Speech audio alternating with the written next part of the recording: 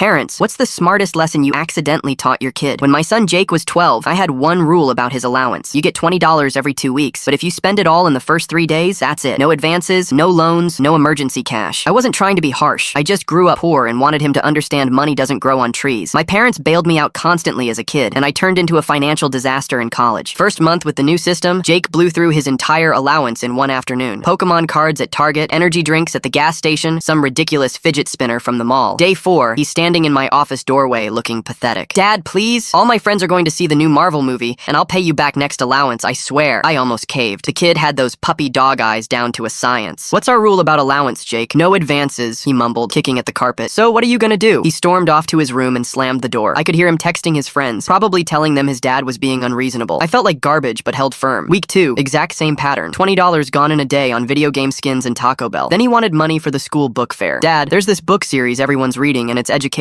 so technically it's not even fun spending. Jake, what's our rule? This time he didn't even argue, just walked away looking completely defeated. My wife started giving me dirty looks, saying I was being too strict, but something weird shifted after that. Third allowance period rolled around, and Jake wasn't asking for anything. He'd disappear for hours after school, but never once came to me wanting money. I figured he'd just accepted defeat and was being more careful with his spending. Maybe the lesson was finally sinking in. Then Mrs. Chen from 3 houses down knocked on our door on a Tuesday evening. I hope you don't mind me bothering you, but I wanted to talk about your son. My heart dropped. What had he done now? Jake has been walking my dog Princess every single day after school for the past 3 weeks. Rain or shine, he shows up at 4 p.m. sharp. He won't take any money from me, says he's just being helpful to neighbors, but I absolutely insist on paying him. I was confused. He's been walking your dog? Oh yes, and he's wonderful with her. Very responsible, brings water for long walks, even texts me updates with photos. After she left, I started paying attention. Jake would get home from school, grab a snack, then disappear until dinner. When I asked where he'd been, he'd just say, around the neighborhood. The truth came out when I followed him one afternoon. Kid had a whole operation running. Mrs. Chen's Princess at 4 p.m., the Johnsons' 2 labs at 4:30, Mrs. Rodriguez's Ancient Beagle at 5 p.m., and the new family's Golden Retriever at 5:30. 4 houses, $5 per walk, sometimes 10 for the 2 labs together. When I confronted him that evening, he just shrugged like it was obvious. You said no advances on allowance money. You never said I couldn't make my own money. I did the math. This kid was pulling in over $100 per week, while I was giving him $40 per month. How did you even get all these clients? I just knocked on doors and asked if people needed help with their dogs. Turns out lots of adults are too busy or too tired to walk them properly. The accidentally brilliant part? I thought I was teaching him to budget his $20 allowance. Instead, I taught him that if the current system doesn't work for you, don't complain. Create your own system. He started researching business licenses, bought a little wagon for carrying water bowls and treats, even made business cards on the school computer. By summer, he'd expanded into lawn mowing and started hiring his friends. 3 kids working for him, all splitting the profits. Now he's 16 and runs the most successful lawn care business in our zip code. Makes more money than some adults I know, has a savings account that puts mine to shame, and recently asked me for advice on investing in index funds. Sometimes the best parenting lessons happen when your kids prove your system wrong and build